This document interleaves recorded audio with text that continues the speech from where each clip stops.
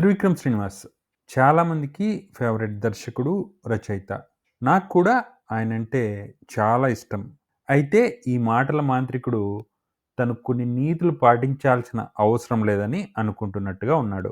త్రివిక్రమ్ అంటే ముందుగా గుర్తొచ్చేది ఆయన రాసిన మాటలు, ఆ తర్వాత ఆయన కొట్టిన కాపీలు.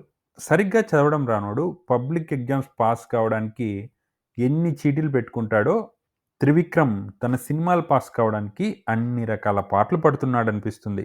ఎవరి సినిమాలో అయినా ఒక మంచి సీన్ చూసామంటే, అరే! భలే తీశాడే! భలే రాశాడే! అనుకుంటాం.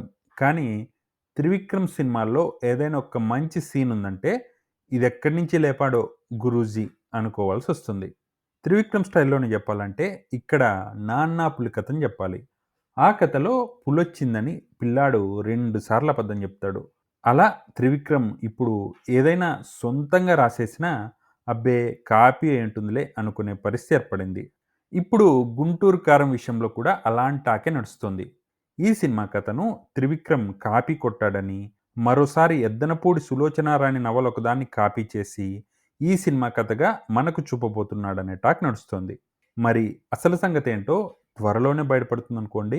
అయినా మనోడికి కాపీ కొట్టడం కొత్తనా? కాఫీ తాగినంత ఈజీగా కాపీ కొట్టేసే దర్శకరత్నం మన 'గురూజీ'. తప్పక చూడాల్సిన హాలీవుడ్ సినిమాలేవి అని నేను చాలా ఏళ్ల కిందట గూగుల్‌లో కొడితే 'లైఫ్ ఈజ్ బ్యూటిఫుల్' అనే సినిమా రిజల్ట్స్‌లో వచ్చింది. వాస్తవానికి ఇదో ఇటాలియన్ సినిమా. దాన్ని చూడడం మొదలుపెట్టిన నాకు చాలా ఇంట్రెస్టింగ్‌గా అనిపించింది. అయితే అర్థం కాని ఇటాలియన్ భాషలో ఆ సినిమాని సబ్‌టైటిల్స్ పెట్టి చూస్తున్న నాకు అర్థమైన విషయం ఏంటంటే, అందులో చాలా సీన్‌లను 'గురూజీ' లేపేశారని. ఆ ఆస్కార్ అవార్డెడ్ సినిమాను బిట్స్ అండ్ పీసెస్‌గా వాడేసుకున్నారు 'గురూజీ'. అది 'చిరునవ్వుతో' అనే సినిమా కోసం. ఇక్కడ ఇంకో పిట్ట కథ చెప్పాలి. 'గోంగూర నాడే' అని తెలుగులో ఒక కథ ఉంటుంది. అందులో పిల్లాడు చిన్న వయసులోనే దొంగతనం చేస్తాడు. తల్లి అప్పుడేమో బుద్ధి చెప్పదు.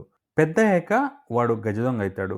జైల్లో వేస్తారు. అలా తొలి సినిమా కోసమే తస్కరించడాన్ని అలవాటు చేసుకున్న 'గురూజీ' కాలక్రమంలో కథలు, కథనాల దొంగతనం విషయంలో గజ దొంగ అయ్యారని చెప్పాలి. ఇది కాస్త తీవ్రమైన మాట అంటారా? కానీ 'అ.ఆ' అనే సినిమాను చూడ్డానికి తొలి రోజే వెళ్ళిన నాకు త్రివిక్రమ్ మరీ ఇలాంటి తస్కరుడా అనే ఆశ్చర్యం కలిగింది.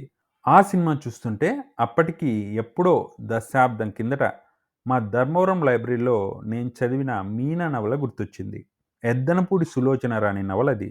ఆవిడెవరంటారా? మన తెలుగోళ్ళ దరిద్రం ఏంటంటే అసలు వ్యక్తులను పెద్దగా పట్టించుకోరు. అనుకరించే వాళ్ళని మాత్రం నెత్తికెత్తుకుంటారు. తెలుగు నవలా ప్రపంచంలో ఎద్దనపూడి సులోచన రాణి ఒక క్రియేటర్. తెలుగు నవలలకు, తెలుగు సినిమాకు హీరోయిజం విషయంలో కొత్త ధోరణికి ప్రాణం పోసిన రచయిత ఆమె. ఆమె చూపిన బాటలోనే ఆ తర్వాత 'ఎండమూరి కొనసాగాడు', 'కొమ్మనాపల్లి' రాశాడు. ఇప్పుడు త్రివిక్రమ్ లాంటి వాళ్ళు కాపీ కొడుతున్నారు. తెలుగు హీరోకి తన వాక్యాలతో ప్రాణం పోసిన రచయిత ఆమె. ఆమె గురించి అడిగితే మనకన్నా త్రివిక్రమే బాగా చెప్తారు. 10 ఏళ్ల కిందట అనుకుంటా 'ఎద్దనపూడిని' ఇంటర్వ్యూ చేయడానికి సాక్షి ఇందిరా పరిమి, త్రివిక్రమ్ ఇద్దరూ ఆమెను కలవడానికి వెళ్ళినట్టుగా ఒక కథనం రాశారు. ఎద్దనపూడి రాసిన 'మీనా' నవల 2 పార్ట్‌లుగా ఉంటుంది పబ్లిషింగ్‌లో. ఆ కథ ఆధారంగా విజయ నిర్మల దర్శకత్వంలో కృష్ణ హీరోగా 'మీనా' పేరుతో సినిమా వచ్చింది. దాన్నే మన 'గురూజీ' 'అ.ఆ' అంటూ తీశారు. తీస్తే తీశారు గానీ విడుదలైన తొలి రోజే ఆ మహారచయిత్రికి క్రెడిట్ ఇచ్చి ఉంటే బావుండేది. అయితే అదో వివాదమయ్యాక ఎద్దనపూడి పేరును టైటిల్ కార్డ్స్‌లోకి తీసుకొచ్చారు. యండమూరి వీరేంద్రనాథ్ ఒక ఇంటర్వ్యూలో చెప్తారు ఎద్దనపూడి తనకు ఇచ్చిన స్ఫూర్తి గురించి. కొమ్మనాపల్లి గణపతిరావుని నేనొకసారి కలిసా. ఎద్దనపూడి మాకు గురుతుల్యులు అని ఆయనన్నారు. ఎద్దనపూడికి అలా పెద్ద పెద్ద రచయితలే ఫ్యాన్స్. మరి అలాంటి ఆమె నవలను కాపీ కొడుతున్నప్పుడు మొదట్లోనే క్రెడిట్ ఇస్తే పోయేదిగా. చివరకు ఇచ్చారనుకోండి. ఇంకా త్రివిక్రమ్ సినిమాల్లో అన్‌క్రెడిటెడ్ కాపీ సీన్‌లు బోలెడు. కాపీ కొట్టడం తన బోటి వాడికి తప్పు కాదని త్రివిక్రమ్ అనుకోవచ్చు. అయితే ఒరిజినల్‌ని రాసిన వారికి, ఒరిజినల్‌ని తీసిన వారికి క్రెడిట్ ఇవ్వాల్సిన అవసరం అయితే ఎంతైనా ఉంది.